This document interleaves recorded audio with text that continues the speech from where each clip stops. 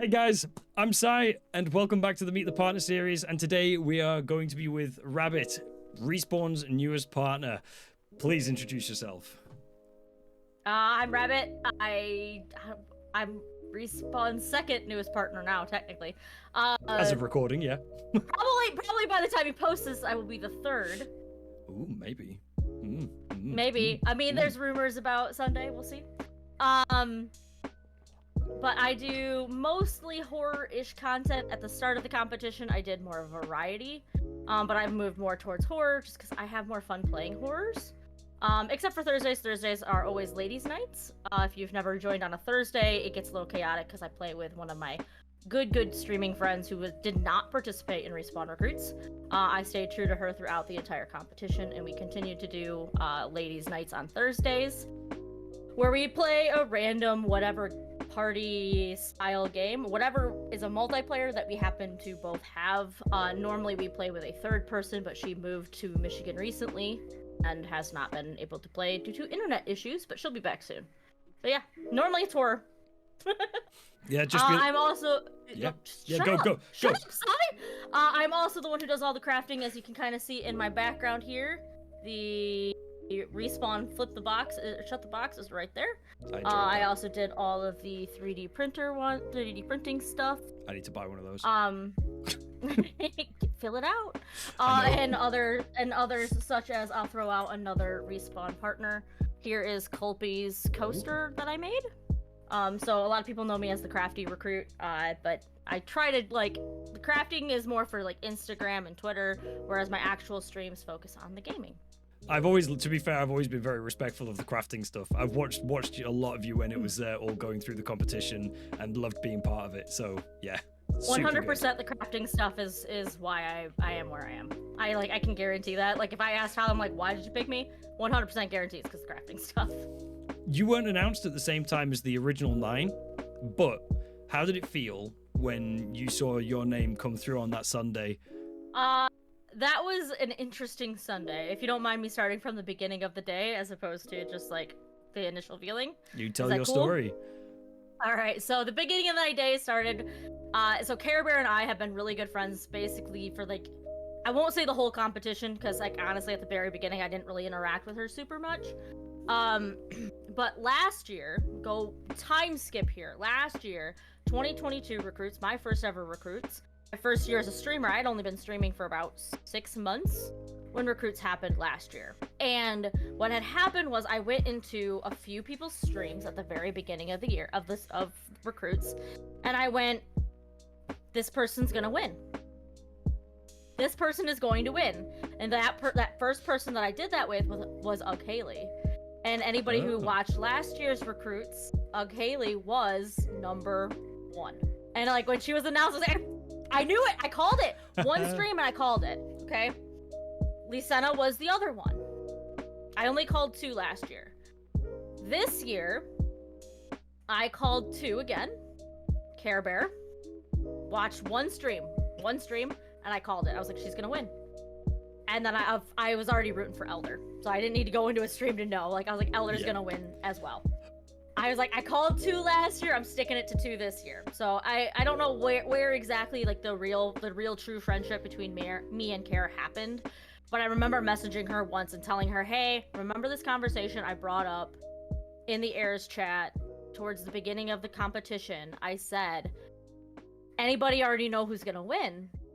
And I told her, I think it was top 50, top 25, not 100% sure where. I messaged her and I was like, by the way, you're that person I was referring to. You were that person that I was like, they're gonna win. And somewhere between when I messaged her that and the end of the competition, we actually became friends, and I helped her with her final video. So, the week that I was announced, basically between then and the week I was announced, her and I had been messaging basically every morning, saying, good morning, how are you? Just, like friends do. Good morning, how are you? And so that Sunday morning, I woke up to a message from her saying, good morning, how are you? I was like, good. How are you? It's a good morning so far. She goes, are you streaming today? I was like, no, I don't normally stream on Sundays. And she goes, oh. And I was like, why? And why? No answer, no answer, no Yeah. answer, no answer for hours. It was like hours. I was like, Care, why? Like, did you need me for something? Like, what's going on? Like, why'd you ask? Because like she went. It was because she went silent. I was like, I am confused. And she was like, oh, I have this thing that I need. This thing. I need somebody to play Fortnite with me. And I was like, I mean, yeah, I can stream, but it's, you know, so because she got a sponsorship or something. And I was like, okay, yeah, sure, I can help you, but I don't need to record, right? I can just play with you. And she goes, Yeah. oh, no, that's the thing. I need you to record because I need your, like, perspective. And I was like, so I can just record. And she's like, I want to, like, pull you in live on my thing, so you might as well be live anyway. And I'm like, okay. I wanted to trust her so bad. So I was like convincing myself that she's not lying. I'm like, no, she's not lying to me. And then the stream came, and like almost immediately, she's like, oh, sorry, I gotta go do something. And I'm like, I've watched her streams. If you've watched her streams, she does that a lot. Yeah. But she has her kids. She's a mom too. So I'm like convincing myself that's not what's happening. But also, before that happened, before I even hit live, I purposely didn't advertise anywhere that I was going to be live that day. Mm-hmm. Because I'm not a Fortnite player. I don't normally stream Fortnite. Like I said, I normally stick to horrors. And so I was like, you know, I'm not going to like advertise that I'm live, whatever. But before I hit live, I have Mix It Up bot. And Mix It Up bot tells you, like, when you open it up, it tells you who's in your chat. Yeah. And I had Lisenna and Lumi in my chat before I've even hit live, and I'm like, I told no one I was going live today. And then I hit live, and almost immediately, Kara was like, I gotta go do something. I don't remember what it was. And I'm like, again, suspicions. And then, this one did not actually affect it. But the whole thing with Ray and I, which we talked about a little bit before we started, the whole thing with Ray and I, he made these hats. And he was like asking like, or he made like merch, whatever, and he posted on Twitter like, what other merch do people want to see? And I was like, we need a shirt that has like your grayscale face from the video that he in his apology video that didn't just say I'm sorry on the bottom. It was like one of the ideas I gave him, like do that for a t-shirt, do that on a t-shirt, I'm sorry, with his grayscale face. And I was like, but also if you put it's time to talk on a hat, I will buy it. I told him that. I'm like, if you put it's time to talk on a hat, I will buy it. Yeah. And he's like, okay, bet, here it is, go buy it. And I was like, okay. And so I bought it. And after my stream started, he goes, you should put on your hat. You should put your it's time to talk hat. And I was like thinking, like honestly, like this did not affect my opinion of what was happening. I just thought, well, oh shit, I intended to wear it. I did. I actually intended to wear it because I had just gotten it like 2 days before. And I left it upstairs on accident the day before, because I do normally stream on Saturdays. I left it upstairs on accident for my Saturday stream. I intended to wear it for the Saturday stream. I forgot it upstairs. And then he asked, and I was like, of course, I can't believe I forgot it upstairs again. So I ran upstairs to go grab it, put it on. So this is the hat. It's a good hat. It's a good hat. So I put it on, whatever. And then Care Bear sends me a link in my chat saying, hey, you should go watch this. And it's Twitter, and it's like twitter.com/respawn, you know. Yeah, I looked usual. at it and I was like, okay, the whole weird suspicion thing, the way that she talked to me earlier, Lumi and Phoenix being in my chat before I was even live, and now she's sending me a link to a Respawn Twitter on a Sunday. And of course, I clicked on it, and it immediately was like, this link isn't available. Knowing full well what the link was supposed to be, I'm like, the irony of it being like, nope, sorry. That's so good. And then it was the safe. And it's like, I refreshed and it loaded correctly, right? Yeah. And then it was the safe, which again is alluding to cash, because it's a safe, it's a bank, you know, cash. And I was like, does she just want me to like react to his video live, or is it just like she's a Respawn partner and wants, you know, to take the second for cash, right? And then immediately it's time to talk, and I noticed the shirt. They were wearing the Justice for Rabbit shirt, and it's time to talk, and I was like, I cried. I bawled. Like, it wasn't betrayal. It wasn't really fully truly shock. It was more awe, I guess. Like the fact that Kara would go through so much for me. And I know, like, her and I are, like, we're really close now. And I'm, like, the fact that, like, I know she didn't like lying to me.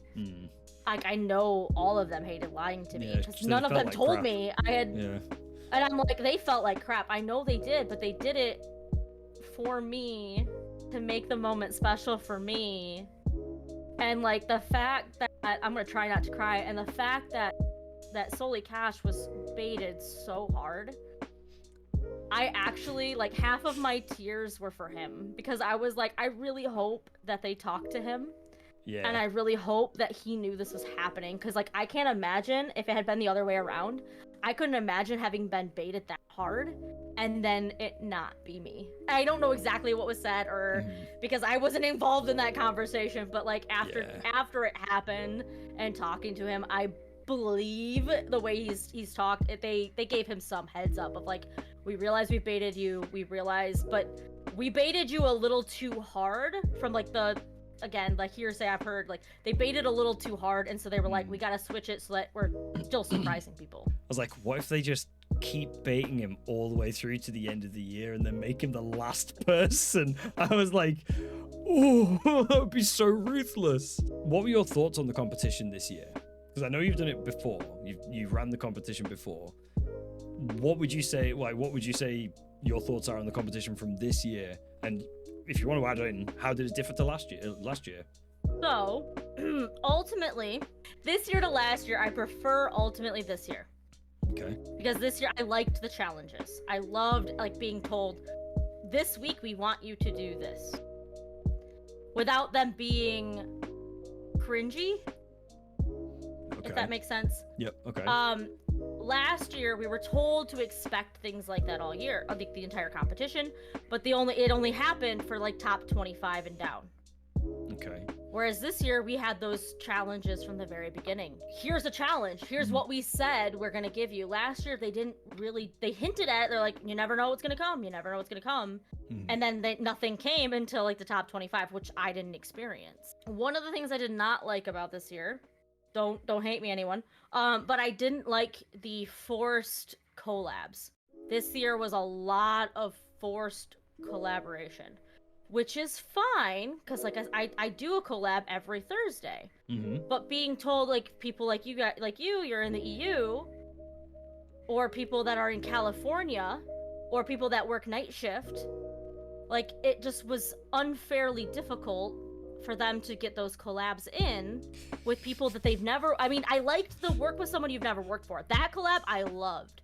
Yeah. Find someone you've never worked with and make it work, because it was encouraging us to be like, hey, if you win this, you're gonna have to work with people you've never worked with. Do it now. That, I loved that challenge. But then you're in a group of 5 people, make it work with 5 people that, like, your group, I mean, I don't know how your group did it. Honestly, I will be honest, I don't remember what your group did, but, like, I couldn't imagine. It was the Among Us. It was Among Us. We put that together. Okay. Yep. Which was super late for you. I was up till 4 or 5 in the morning doing that. And that's, like, to me, that's unfair to you. Does that mean, like, because you're a different time zone, does that mean you deserve the competition less than anyone else? Not at all. But you had to go so far out of your way to make that challenge work that it just doesn't seem fair to me. And that's where I'm like, I don't like that. And, like, I get, like, he did a random generizer for each group, but I wish he hadn't, like, at least fudged it a little bit for the people, like, time zones. Do it based on time zones. I was screwed regardless, because I was the only European left. You really were. So, like, either way, like, it was kind of just good luck. That's why in my group, I came up with the idea to do the wood burned with our signatures on it. Yeah, which was really cool. That's why I did that, because everybody needed a minute. You needed a minute to sign a thing and send me a clip. That's all anybody needed. They needed to sign a piece of paper, send me the photo, send Sith the photo, sorry, and then send me the clip to edit the video. and I did the, like that's why I did that, because it's like, well, at the very least, everyone in my group was in on that collab. I tried to come up with something that we didn't have to do live, we didn't have to play video games together, but no matter what, whether you didn't have time, whether you worked late, whether you were 3 hours different than everybody else, whether your computer was having issues, everyone could sign a piece of paper, send a photo, and send a link to a clip. Yeah. The difference between the 2 years really comes down to the challenges. Like that's really all it is. What was your toughest moment in this entire competition? The toughest part was 100% not seeing my name. With a top 25 to top 10. Yeah. Like it's easy to make videos. It's easy to play video games. This stuff is not easy. And I was like, I've literally put money into this. Like, I get everybody's put time. Everybody's put a little bit of money into it. But like, I'm like, I had to buy new wood just to make that.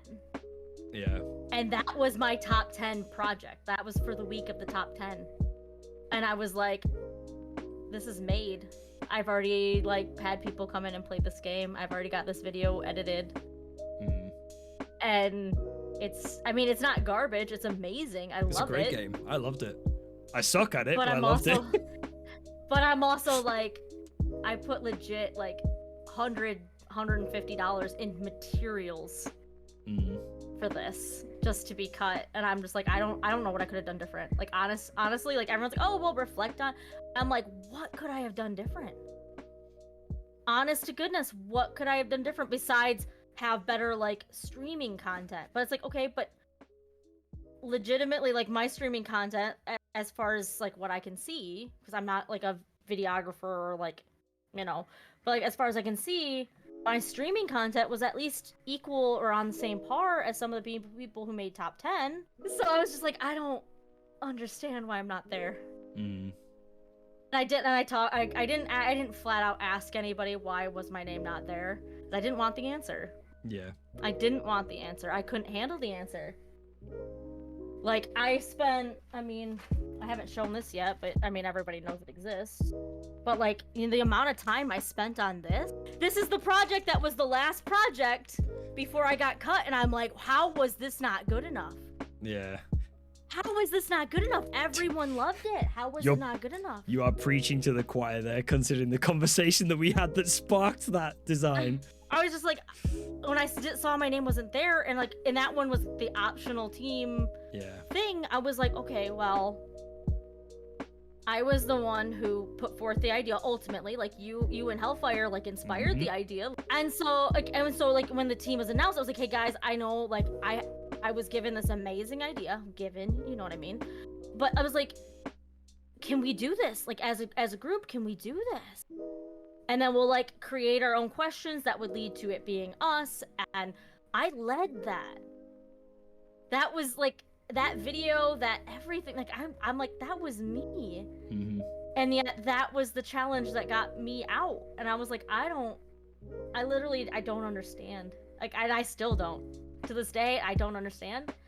Like I'm here. That's what I guess the important part. But I'm like, it would have been nice to be able to win. Like I mean, like, but there's always that element of, yeah, but the bragging rights of being able to say I won, not just the bragging rights of I'm a partner, but there's the bragging rights of I won this competition that had 400 people. I didn't win that competition. No matter that I'm partnered now, I did not win that competition. But Respawn was my first partnership, so I will always be grateful for that. But that was the hardest part for this competition, was seeing my name not there after that. Yeah. I earned top 10. I don't care who you are. I earned top 10. Other people were better, I guess. They did. Other people earned it more than I did. Ultimately, in the end, they did. So something just because I didn't see it doesn't mean that they didn't, actually earn it more than I did. It was actually really reminiscent of last year. So last year I made top 100. And I didn't even want to enter the competition. I hadn't been a streamer for even a year yet. I had been like I said, 6 months-ish. And my friend Captain Crayons was like, you need to enter it. Why? Because I believe in you and you're an amazing streamer. People just haven't seen you. And I was like, okay, so I entered. And of course, I had already been doing like these things. Like I've already been doing 3D printing and stuff. And like I got the first level last year. I think the first announcement was top 250. And so I did a 3D print of the top 250 last year. And basically, as soon as I did that, everyone knew who I was. Yeah. Yep. And then it got down to top 100, and I was the only person doing anything like that. And but that last year, that's all I did. I did the 3D printing stuff. I did a weird little 3D printed, it looks like a beanie for a teddy bear. I did, I did a 3D printed chair, like an actual, like it looks just like that chair, but it's 3D printed. I did stuff like that, but I only did I didn't do anything that I would consider creative. Like none of that was creative. It was just things that existed. But then top 100 came and I had everybody like, oh, Rabbit, it better be Rabbit, it better be Rabbit, it better be Rabbit for top 50. And I wasn't there. And it was like a really weird, surreal feeling last year because I didn't think I should have even made top 100. Not that it was a confidence issue, not a I don't belong here issue, if that makes sense. Yeah. But so like when I made top 100, I was like, how? But Captain Crayons made top 100 last year as well, and so did like a lot of people that was like, okay, yeah, like we're friends, like yeah, we'd be on the same level, we're friends, we make the same type of content, we make content together, of course we made it to the same level. But when the top 50 came around, basically that's when it wiped all of us out. All of my friends got wiped at the top 100 to top 50. Yeah. But I was like, enough people that had hyped me up that I was like, I'm gonna be top 50, aren't I? Oh, yeah, you had the belief. It was everyone else hyping me up that I was like, I might actually do this. And then I got cut from 100 to top 50, and I was like, oh. Like, it wouldn't have affected me if people hadn't hyped me up as much as they did. Yeah. Like, I remember walking into my husband's workroom and being like, I didn't make it, and immediately just started bawling, and I was like, why am I crying? Like, I didn't even expect to make it to top 100. Why am I crying right now? And my husband's like, because everyone raised your confidence level enough up. Like, everyone else was responsible for my confidence level last year. And this year it felt very similar, except for this year it was my own actual confidence that was wrong. Yeah.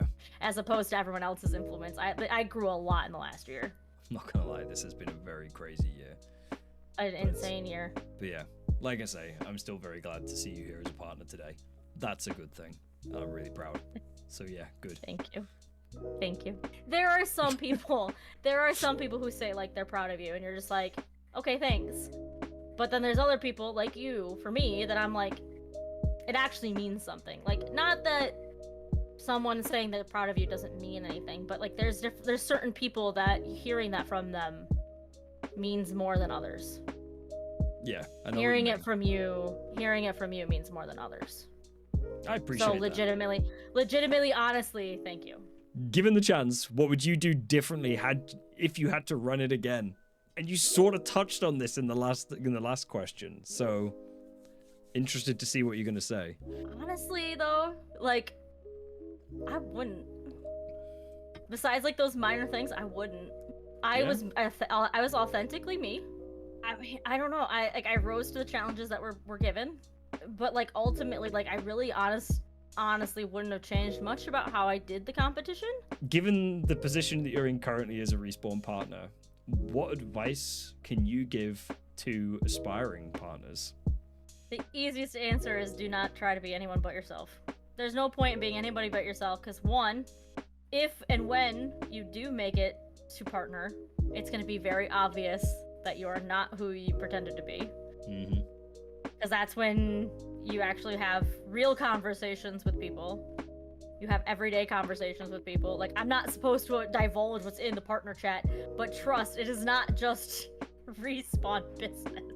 No. Like, it's legitimate chats, like a general chat, but we're all partners. Yeah.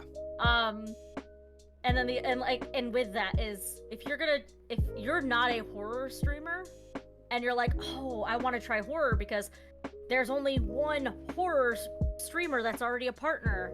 I'm gonna do horrors, and then people will tell that you're not a horror streamer. Yeah. Like, there's different types of horror streamers. There's the chicken shit horror streamer, which I am 90% of the time.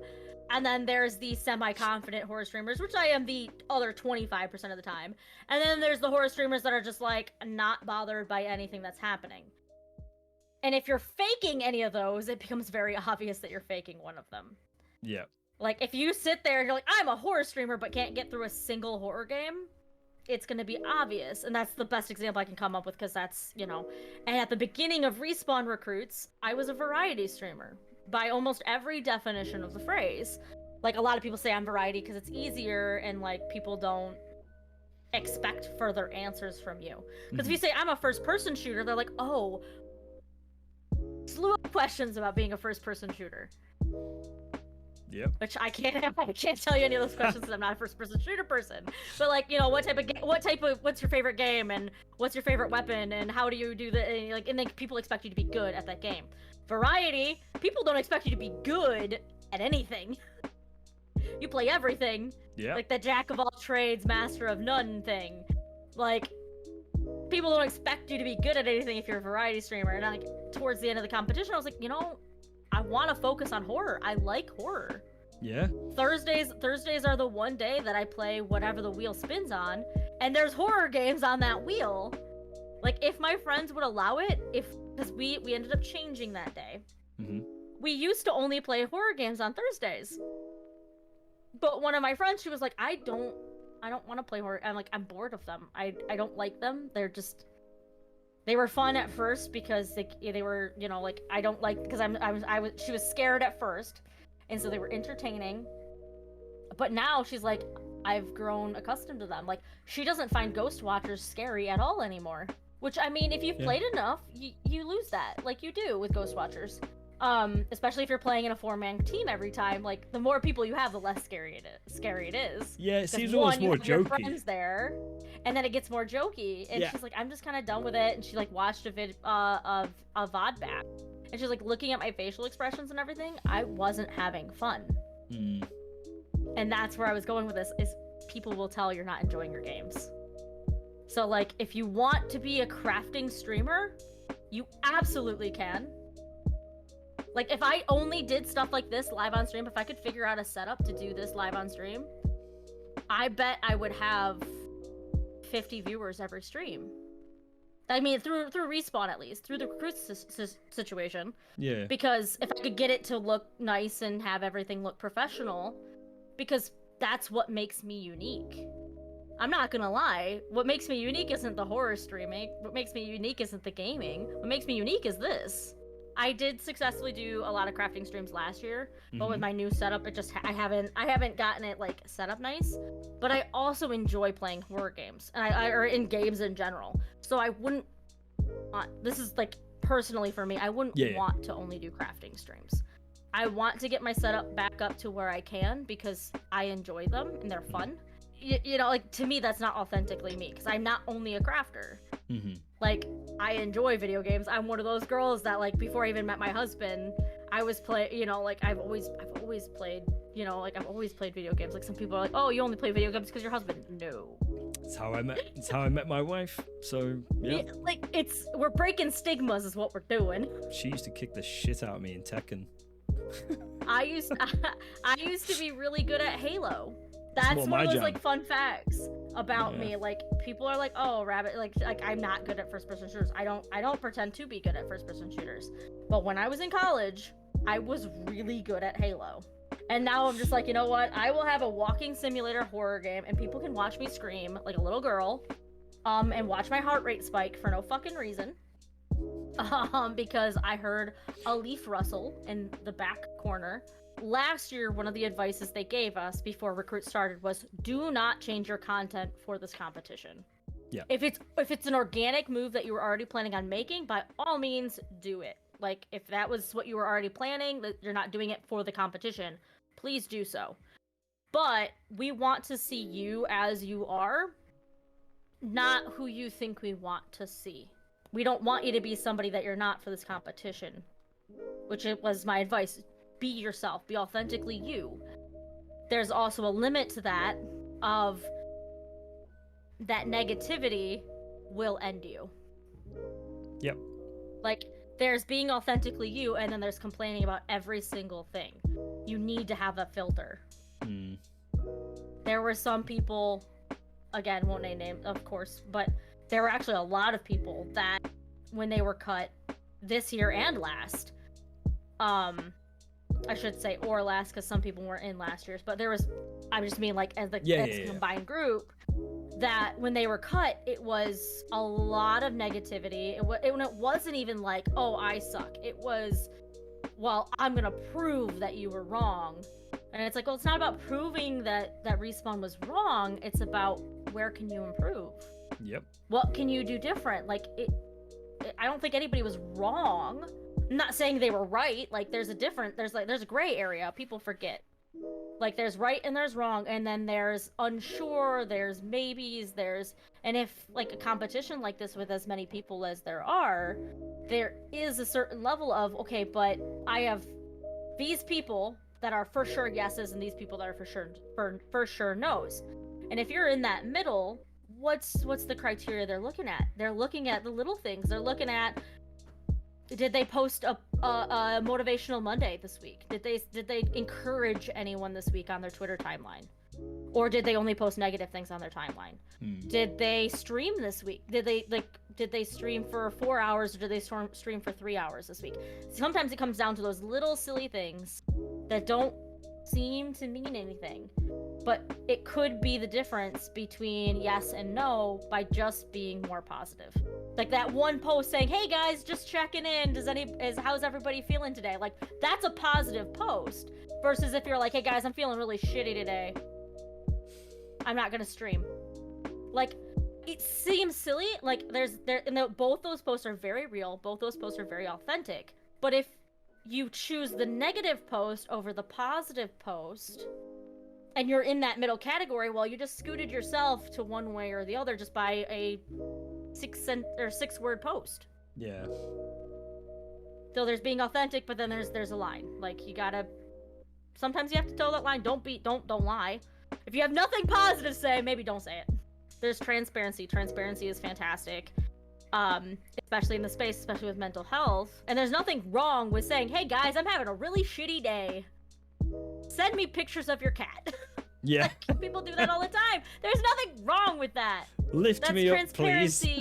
That's asking for help. Like that's a fantastic thing. Everybody should be doing that. So, like, I don't want anyone to get me wrong on that aspect of negativity versus positivity, because, like, there's also transparency, and being transparent is also, like, insanely important. I'm one that doesn't, because if I was always transparent, you would see me talking about being depressed every single day. I would be making those posts about wondering if my life was worth keeping every single day, and I would have 0 followers. Because nobody wants to see that every single day. But I struggle with severe anxiety and severe depression, like, enough that my doctor actually diagnosed me with PTSD. Like, mine is bad enough, and my it's actually bipolar depression, is bad enough that she's like, it has caused you to develop PTSD. And, like, so if I post about that every day, like, which is why you never see me post about it, because I won't know where the line is if I start posting about that. And so I just choose not to. But I'm not shaming the people that do, because there's that healthy medium, and, like, for me it wouldn't be healthy, but for you it might be. I've been seeing more people doing it that were in Respawn recruits doing it, and I'm like, for them, reading what they wrote, it is a healthy cathartic release, and they should do that. I'm not, like, trying to insinuate that they shouldn't do that. But often they're ending it with something like, hug your friends. Yeah. They're taking that negative thing and using that to say, remember your friends, hug your friends, tell your parents you love them, tell someone you're thankful for them today. Like, give all of that, like, get it all out of your system, give this long negative thing, and then at the end just simply say, have you reminded somebody that you love them today? Because if I was your best friend, wouldn't you wish that somebody told me that they love me? Rabbit, thank you so much for coming again. And like, this has been great fun, and I love getting to know you a bit better and the story that you've obviously managed to tell today too. Thank you so much for coming and doing this. If you've anything else you want to say, I throw it back to you. Thank you, Sai. It's nice welcome. having me. This was actually really good. I looked forward to this. This was really nice. I appreciate not really getting to know you more. I feel like this was one-sided and getting to know each other, but you know what? That's fine. I guess this is the part where I'm supposed to say, remember to use code RABBIT at checkout. Oh, Definitely. wait. Wherever Marvel, stop moving it! There. Definitely there. Oh, it's on Sai's face there? now. Oh. It's on your face now. Hashtag justice for silencer. Yeah, no, right. No, hashtag justice for Marple. Hey, Marple, right here, put hashtag justice for Marple. Just for the ending second, like, just for Marple right here. 100%, 100%. But no, I'm going to finish off now, but thank you so much. It's been amazing having you on, and I have no doubt that we're going to see a lot more of you in the future. But yeah, seriously, I can't wait to see what you do in your content creation career, what comes from obviously your partnership with Respawn, and of course the other partnerships you've gained along the way too, which has been absolutely incredible to see. So congratulations once more on getting Respawn partner, and I can't wait to see where you go from here. Thank you, Silencer. You too. It's amazing. Have a great one. I'll see you guys soon.